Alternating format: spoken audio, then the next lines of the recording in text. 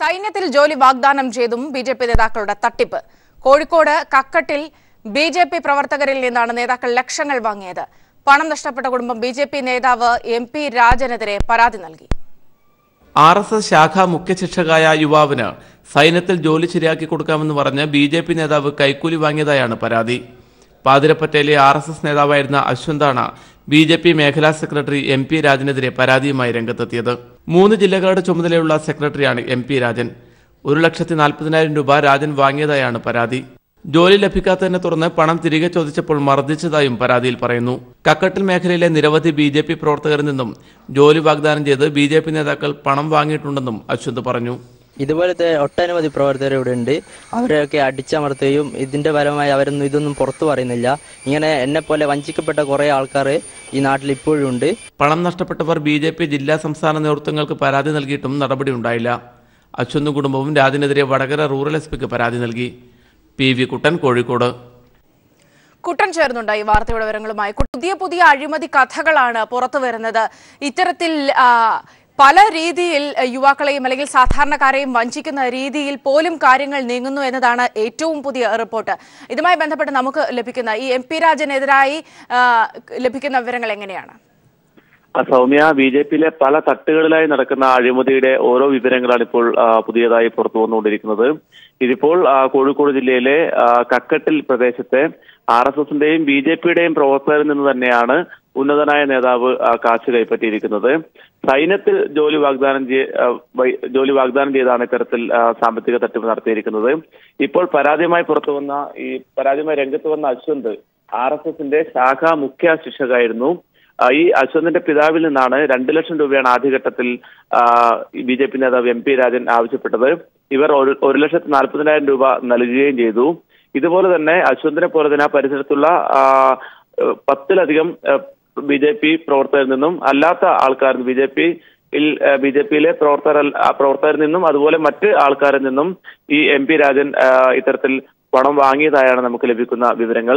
ഇത് സംബന്ധിച്ച കുറ്റ്യാടി പോലീസിന് കൃത്യമായ വിവരങ്ങൾ പോലീസിന്റെ കയ്യിലുണ്ട്. അവർ ഇത് സംബന്ധിച്ച് അന്വേഷണം ആരംഭിച്ചിട്ടുണ്ട്. ഈ പരാതിയിൽ അന്വേഷണം ആരംഭിച്ചിട്ടുണ്ട്.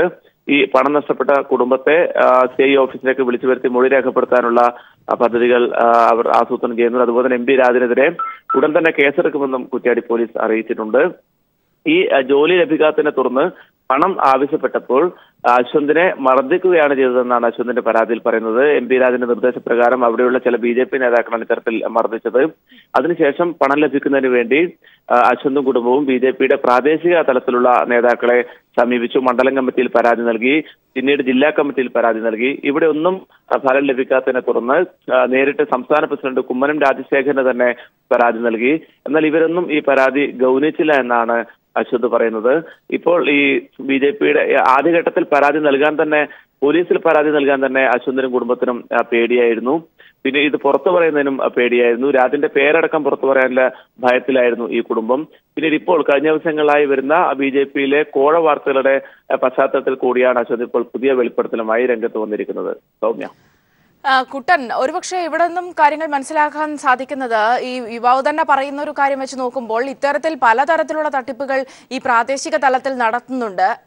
ആ വിധത്തിൽ പരാതി പോലും പോയിട്ട് അത് അവഗണിക്കുന്ന ഒരു രീതിയാണ് BJP സ്വീകരിച്ചിട്ടുള്ളത് എന്ന തരത്തിൽ അദ്ദേഹം പറയുന്നതും കേട്ടു. അവിടെയാണ് ഒരുപക്ഷെ നമ്മുടെ ഈ പ്രധാനപ്പെട്ട കോഴ, ഈ മെഡിക്കൽ കോഴ പുറത്ത് വന്നതുപോലെ തന്നെ പല നേതാക്കൾക്കും, മുകളിലേക്കുള്ള പല നേതാക്കൾക്കും ഇത്തരം കാര്യങ്ങളിൽ അറിവുണ്ട്, അല്ലെങ്കിൽ ഇത്തരം സംഭവങ്ങൾ ഇവരെയൊക്കെ പ്രൊട്ടക്ട് ചെയ്യുന്ന ഒരു നിലപാട് കൂടിയാണ് BJP സ്വീകരിക്കുന്നത് എന്നതിന്റെ ഒക്കെ തെളിവല്ലേ അത്? സൗമ്യ, അത്തരത്തിൽ തന്നെയാണ് നമുക്കിതിനെ കാണേണ്ടത്. പ്രത്യേകിച്ച് കേരള BJP കമ്മിറ്റിക്കകത്തെ ശക്തമായ വിഭാഗീയത, 2 പക്ഷങ്ങൾ, PK കൃഷ്ണദാസിന്റെയും B മുരളീധരന്റെയും നേതൃത്വത്തിലുള്ള 2 പക്ഷങ്ങൾ, ഇതിൽ ഓരോ നേതാക്കളുടെയും കൂട്ടുപിടിച്ചുകൊണ്ടാണ് താഴെത്തട്ടുള്ള നേതാക്കളും ജില്ലാതലത്തിലുള്ള നേതാക്കളും ഒക്കെ ഇത്തരത്തിലുള്ള അഴിമതികൾ നടത്തുന്നത്. ഇപ്പോൾ ഈ പരാതി ഉയർന്നിട്ടുള്ള MP രാജൻ 3 ജില്ലകളുടെ, കോഴിക്കോട് ഉൾപ്പെടെയുള്ള 3 ജില്ലകളുടെ സംഘടനാ ചുമതലയുള്ള മേഖലാ സെക്രട്ടറി കൂടിയാണ്. അത് BJPക്കകത്തെ വളരെ പ്രധാനപ്പെട്ട തസ്തികയാണ്. ഇദ്ദേഹം B മുരളീധരൻ വിഭാഗത്തിന്റെ പ്രധാനപ്പെട്ട ആളുകൂടിയാണ് ഈ രാജൻ. അതുകൊണ്ട് തന്നെ ആ റൂട്ടിൽ നിന്നുള്ള സഹായം അല്ലെങ്കിൽ ആ റൂട്ടിൽ നിന്നുള്ള യാതൊരു നടപടിയും ഈ കുടുംബം പ്രതീക്ഷിക്കുന്നില്ല. മറുവിഭാഗത്തിൽ കോഴിക്കോട് ജില്ലക്കാണെങ്കിൽ വി മുരളീധര വിരുദ്ധ പക്ഷമാണ് ഇപ്പോൾ കോഴിക്കോട് ജില്ലാ കമ്മിറ്റിയിൽ സ്വാധീനമുള്ളത്. ഈ ജില്ലാ കമ്മിറ്റിയിൽ ഈ വിഷയം ചർച്ച ചെയ്തിരുന്നെങ്കിലും ഒരു നടപടിയും സ്വീകരിക്കാൻ വേണ്ടി ജില്ലാ കമ്മിറ്റി തയ്യാറായിട്ടില്ല. നേരത്തെ തന്നെ പെട്രോൾ പമ്പ് അതുപോലെ തന്നെ പാചകവാതക ഗ്യാസ് ഏജൻസി അനുവദിച്ചു കിട്ടുന്നതിന് വേണ്ടി കൈക്കൂലി വാങ്ങിയതായി ഉൾപ്പെടെയുള്ള പരാതികൾ ഈ മേഖലയിലെ BJP നേതാക്കൾക്കെതിരെ ഉണ്ട്. അതുപോലെ തന്നെ ഈ ചെങ്കൽ കരിങ്കൽ ക്വാറി മാഫിയകളിൽ നിന്നും പാരിസ്ഥിതിക അനുമതിക്കായി വലിയ തുക കൈക്കൂലി വാങ്ങിയതായ പരാതികളും കോഴിക്കോട് ജില്ലയിലെ പല BJP നേതാക്കൾക്കെതിരെയുമുണ്ട്. അതുകൊണ്ട് തന്നെ ഇവരൊന്നും തന്നെ ശ്രീ ഭാസ്കരേന്ദ്ര ബാബു നമ്മോടൊപ്പം ടെലിഫോൺ ലൈൻ ചേരുന്നുണ്ട്. ശ്രീ ഭാസ്കരേന്ദ്ര ബാബു, ഇന്ന് എവിടെ നിന്നാണ് എന്ന് മാത്രമേ ചോദിക്കേണ്ടതുള്ളൂ എന്നൊരവസ്ഥയായി വന്നിട്ടുണ്ട്. ഓരോ ദിവസവും ഇത്തരത്തിൽ BJP പ്രവർത്തകരായാലും നേതാക്കളായാലും ഒക്കെ തന്നെയും കാണിക്കുന്ന ഇമാതിരി കൊള്ളയുടെ കഥകൾ ഇന്നിപ്പോൾ സാധാരണക്കാരെ കേന്ദ്രീകരിച്ച് ഇവിടെ നമ്മൾ കണ്ടതാണ്. വൻ കോഴയുടെ കളികളാണ് ഇവിടെ സംഭവങ്ങൾക്ക് തുടക്കമിട്ടത്. ഇത്തരം കാര്യങ്ങൾ പുറത്തു വരുന്നതോടുകൂടി ഇവിടെ സാധാരണക്കാരിൽ നിന്ന് പോലും ജോലി വാഗ്ദാനം ചെയ്ത് തുടർച്ചയായി ഇത്തരത്തിലുള്ള വലിയ തട്ടിപ്പ് നടത്തുന്നു. അവിടെ പരാതിയുമായി പോലും അവിടെ BJPയുടെ പ്രവർത്തകൻ കൂടിയാണ് ഈ വിധത്തിൽ തട്ടിപ്പിനിരയായിട്ടുള്ളത്. പരാതിയുമായി ചെല്ലുമ്പോൾ ഗുണ്ടകളെ വെച്ച് ആക്രമിക്കുന്നു. ഇത്തരത്തിലൊക്കെയാണ് ഈ വിഷയം കൈകാര്യം ചെയ്യുന്നതും.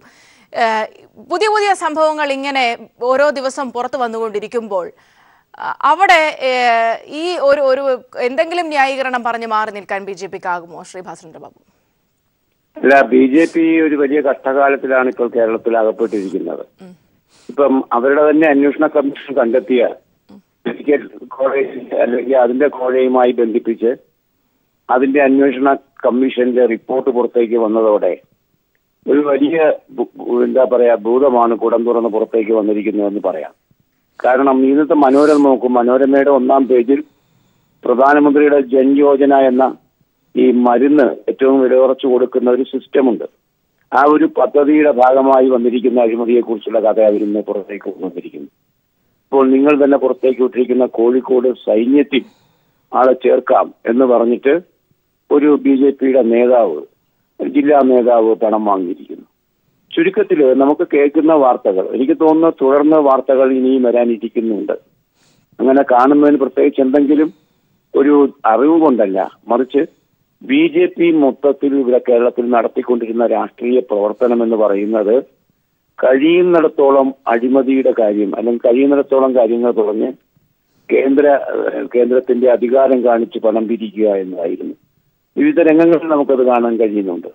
ഇപ്പോൾ പ്രധാനപ്പെട്ട അഴിമതിക്കഥ പുറത്തേക്ക് വന്നപ്പോൾ മെഡിക്കൽ കോളേജ് കോഴ അത് പുറത്തേക്ക് വന്നപ്പോൾ എല്ലായിടത്തെയും ഈ നിലയ്ക്കുള്ള അഴിമതിക്ക് വശകമായ ആളുകൾ അവരുടെ ദുരനുഭവം വിശദീകരിച്ചുകൊണ്ട് രംഗത്തേക്ക് വന്നിരിക്കുന്നു എന്ന് പറയുമ്പോൾ അത് തുടർന്നും വരാനുണ്ട്. അങ്ങനെ വരുമ്പം യഥാർത്ഥത്തിൽ ഇവർ നടത്തിക്കൊണ്ടിരുന്ന രാഷ്ട്രീയ പ്രയോഗം കോഴ വാങ്ങലാണ് എന്ന യാഥാർത്ഥ്യത്തിലേക്ക് നമുക്ക് എത്തിച്ചേരേണ്ടി വരും.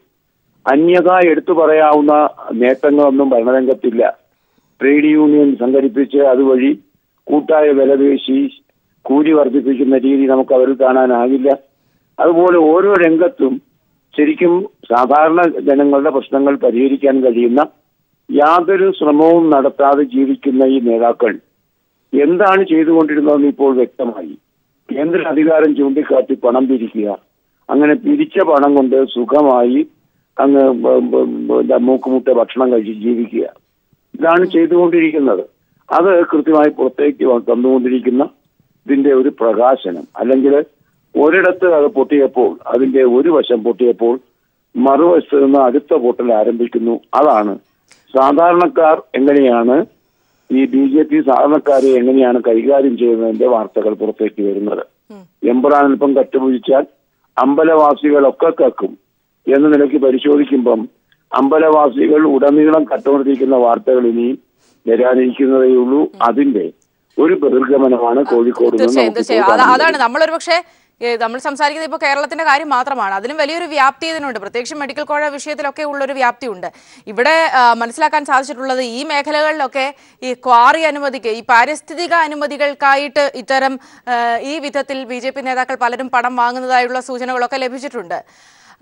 അത്തരം കാര്യങ്ങളിലൊക്കെ സ്വാഭാവികമായും അപ്പോൾ കേരളത്തിന് പുറത്തേക്ക് കൂടി ആയാലും നമുക്കറിയാം പാരിസ്ഥിതിക അനുമതി വേണമെങ്കിൽ അതിനുള്ള ബാക്കി നീക്കുപോക്കുകളും കാര്യങ്ങളും ഒരു പണം കൊടുത്തത് കൊണ്ട് മാത്രമാകില്ലല്ലോ. മറ്റു അനുമതി ലഭിക്കണമെങ്കിൽ അതിനുള്ള കാര്യങ്ങളൊക്കെ നമുക്കറിയാം. ആ വിധത്തിൽ കേന്ദ്രത്തിന് കൂടി പ്രതിസ്ഥാനത്ത് നിർത്താതെ, കേന്ദ്രത്തെ കൂടി പ്രതിസ്ഥാനത്ത് നിർത്താതെ കാര്യങ്ങൾ മുന്നോട്ട് പോകില്ല എന്നൊരവസ്ഥയിലേക്ക് തന്നെയാണ്. അല്ല, പാരിസ്ഥിതിക അനുമതി നൽകേണ്ട ഡിപ്പാർട്ട്മെന്റോ അതിനോടനുബന്ധിച്ച സംവിധാനങ്ങളോ ഒക്കെ ഉണ്ട്. അതൊക്കെ കേന്ദ്ര സർക്കാരിന്റെ നിയന്ത്രണത്തിലാണ് എന്ന് നമുക്കും അറിയാം. ശരിക്കും പറഞ്ഞാൽ കേന്ദ്ര അധികാരം നിലനിർത്തിക്കൊണ്ട് ഈ പുറത്തേക്ക് അവർ പറയുന്നത് കേന്ദ്രാധികാരം ചൂണ്ടിക്കാട്ടി മറ്റുള്ള ആൾക്കാരെ വരട്ടുകയാണ്. അതൊരു വശത്താണ്. ഉള്ളിൽ ചെയ്യുന്നത് ഈ അധികാരത്തെ മുൻനിർത്തി പണപ്പിരിവുമാണ്. ഇത് ആളുകൾ മിണ്ടാതിരുന്നത്, അവർക്ക് പറഞ്ഞ കാര്യങ്ങളൊന്നും ചെയ്തു കൊടുക്കാത്തപ്പോഴും ആളുകൾ മിണ്ടാതിരുന്നത് ഭയം കൊണ്ടാണ്. പക്ഷേ ഇപ്പോൾ ആ ഭയത്തിന്റെ അവസ്ഥ നഷ്ടപ്പെട്ടിരിക്കുന്നു. അതിന്റെ ഭയത്തിന്റെ ആ ഒരു പ്രതിരോധം അവർക്ക് നഷ്ടപ്പെട്ടു പോയിരിക്കുന്നു. അതിന് കാരണം ഇപ്പോൾ വന്ന മെഡിക്കൽ കോഴ അഴിമതി വളരെ പെട്ടെന്ന് പുറത്തേക്ക് വരികയും കേന്ദ്ര സംസ്ഥാന നേതാക്കളെ ഞെട്ടിക്കുകയും ചെയ്തിരിക്കുന്ന അവസ്ഥ. ആ അവസ്ഥ കൊണ്ടാണ് ഇപ്പോഴെങ്കിലും ആളുകൾ മുന്നിട്ടിറങ്ങി വന്നിരിക്കുന്നത്. ഇത് BJPയുടെ പ്രതിച്ഛായയെ വൻതോതിൽ അടിസ്ഥാന തലത്തിൽ തന്നെ ബാധിക്കാൻ പോവുകയാണ്. അതുകൊണ്ട് തന്നെ അവർക്ക് ഗൗരവതരമായ നടപടികൾ ഈ മെഡിക്കൽ കോളേജിന്റെ കാര്യത്തിലൊക്കെ എടുക്കേണ്ടി വരും. 3 or 4 ആൾക്കാരെ, വലിയ ഉന്നതരായ ആൾക്കാരെ മാറ്റാൻ ഈ പ്രസിഡന്റ് അടക്കം, സംസ്ഥാന പ്രസിഡന്റ് അടക്കം ഉള്ള ആളുകളെ മാറ്റാൻ ഉള്ള അവസ്ഥയിലേക്കാണ് അത് നീങ്ങുന്നത് കേന്ദ്ര നേതൃത്വം.